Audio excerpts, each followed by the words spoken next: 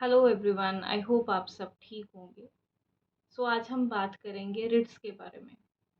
देखिए, आपने बहुत बार सुना होगा या फिर आपने ये चीज़ फेस भी की होगी कि रिट फाइल करनी है। बहुत बार लोग कहते हैं कि हमने हाई कोर्ट में रिट फाइल करनी है, हमने सुप्रीम कोर्ट में रिट फाइल करनी है।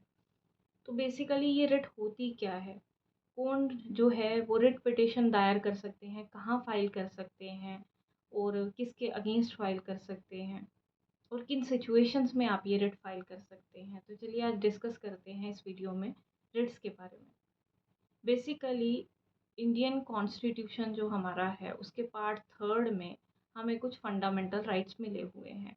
जैसे आर्टिकल 12 से लेके आर्टिकल 35 तक हमें कुछ फंडामेंटल राइट्स है, जिसमें right to equality, right to freedom, freedom of speech and expression, ये कुछ फंडामेंटल राइट्स हैं। इन फंडामेंटल राइट्स की वायलेशन पे आपके पास ये प्रोविज़न है कि अंडर आर्टिकल 32 आप सुप्रीम कोर्ट में एक रिट पिटिशन दायर कर सकते हैं और under article 226 of the constitution of India आप अपने हाई कोर्ट में जाके एक रिट पिटिशन दायर कर सकते हैं। The constitution of India guarantees its citizens certain basics and fundamental rights, such as the right to life, freedom of speech and expression, etc., which are enshrined in part third of the constitution of India. जैसे मैंने अभी बात की, part third जो है constitution का, उसमें ये हमारे फंडामेंटल राइट्स हमें मिलते हैं। However, mere granting of rights is not sufficient. The state must take action to uphold and protect the constitutionally guaranteed rights of the Indian citizen. मान लीजिए आपको ये राइट्स तो मिल गए, आपको राइट टू लाइफ मिल गया, आपको बोलने का अधिकार मिल गया, freedom of speech and expression मिल गया, राइट टू इक्वालिटी की बात हो गई। लेकिन जब तक इन राइट्स की वायलेशन पे आपको कोई रेमेडी नहीं होगी या इनकी प्रोटेक्शन के लिए कोई आपको प्रोविज़न ही नहीं मिली होगी, तो इन राइट्स का कोई मतलब नहीं रह जाता। तो आर्टिकल जो 32 है, वो कॉन्स्टिट्यूशनल रेमेडीज़ की बात करता है। When an injustice occurs to anyone in any part of the state should provide a remedy to correct the wrong or injustice. तो कभी भी जब भी पूरे ऑल ओवर इंडिया में किसी भी स्टेट में, किसी भी यूटी में आपके कोई भी फंडामेंटल राइट वायलेट होते हैं, तो आपके पास जो है वो कॉन्स्टिट्यूशनल रेमेडीज का प्रोविजन है।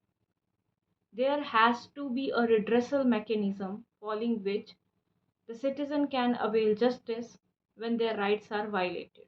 तो जब भी आपके राइट्स वायलेट होते हैं, तो आपके पास एक मैकेनिज्म है उन राइट्स को रिड्रेस करने का, एक फोरम है जहां आप जाके बोल सकते हैं कि हमारे जो फंडामेंटल राइट्स हैं या कह लीजिए कि हमारे जो लीगल राइट्स हैं वो वायलेट हुए हैं। यहाँ पे कॉन्सेप्ट आता है रिट का। This is where the concept of writ gets its basic form. तो यहाँ से आपका जो जैसे ही आपके कोई फंडामेंटल राइट या फिर आपके कोई लीगल राइट वायलेट होते हैं, तो आपका जो कॉन्सेप्ट है रिट का वो अराइज हो जाता है। इंडिया में बात करें तो सिर्फ हाई कोर्ट और ऑनरेबल सुप्रीम कोर्ट के पास ही पावर है रिट इशू करने की। The power of high court to issue writ is vested under article 226 of the Indian constitution, whereas the power of the Supreme Court to issue writs is vested in Article 32. तो for example आपको honourable supreme court के पास अगर writ file करनी है, तो आपको under article 32 जो है कॉन्स्टिट्यूशन कॉन्स्टिट्यूशन ऑफ इंडिया का, उसके तहत आपको पिटिशन दायर करनी पड़ेगी। और अगर आपको हाई कोर्ट में रिट फाइल करनी है, तो under article 226 of the constitution of India आपको पिटिशन दायर करनी पड़ेगी हाई कोर्ट में। It is important to note that writs and orders are different. While an order is widened in scope, can be issued regarding any matter, a writ is issued to provide an extraordinary remedy. तो ये high court की और honourable supreme court की extra ordinary remedy writ jurisdiction है, जिसके तहत आप ये रिट पिटिशन जो है वो फाइल कर सकते हैं। 5 तरह की रिट्स जो हैं हमारे इंडियन कॉन्स्टिट्यूशन में दी गई हैं, जो सुप्रीम कोर्ट और ऑनरेबल हाई कोर्ट दोनों इशू करते हैं। वो रिट्स कौन कौन सी हैं?